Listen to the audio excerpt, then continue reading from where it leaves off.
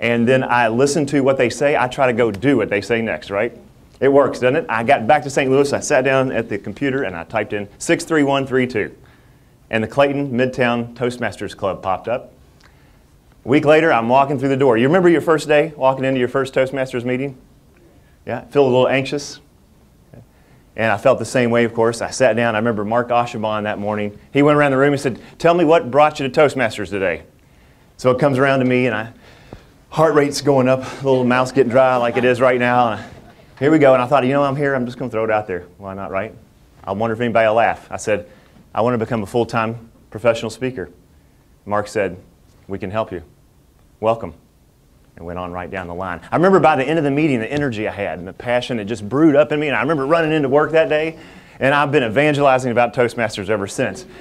I said, "You all need to go to Toastmasters, I'm telling you." And I worked at Build-A-Bear at the time, and of course, as you probably know, Build-A-Bear is all about the experience. What kind of experience do we create when you walk in the store?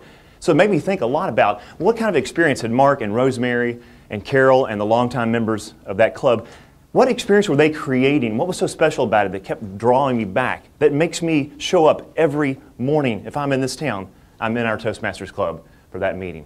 So I found 3 things that really made a difference. I think they'll help your club as well. Number 1, I noticed that when I showed up, I had a lot of fun. And I didn't expect that. I had many people tell me Toastmasters was going to help me grow. I had no idea how much fun I had. I noticed that I laughed a lot. And it wasn't because the speakers were funny, because most of them aren't. Including me. But we laughed as friends do on their best days together. I also noticed, number 2, that everyone in that room seemed to be themselves. I felt like, and I had a sense of people letting down their guard, that they'd come in that room and they were a little more relaxed than they were at work. They were just being who they are. And I enjoyed those personalities, the kind of people I like to hang out with in my free time. So I'm asking you, number 1, are you counting your laughs instead of your ums?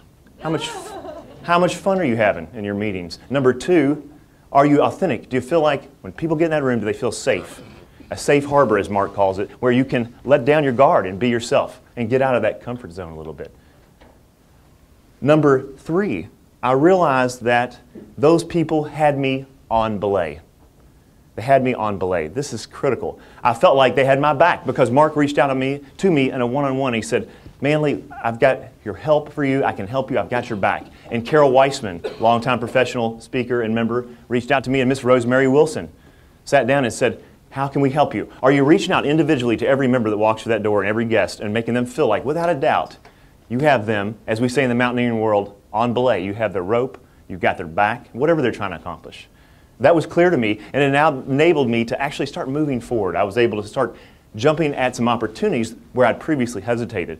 Keynote opportunities, some opportunities to train, and things were looking up. Then more conflict came. I remember the fall of that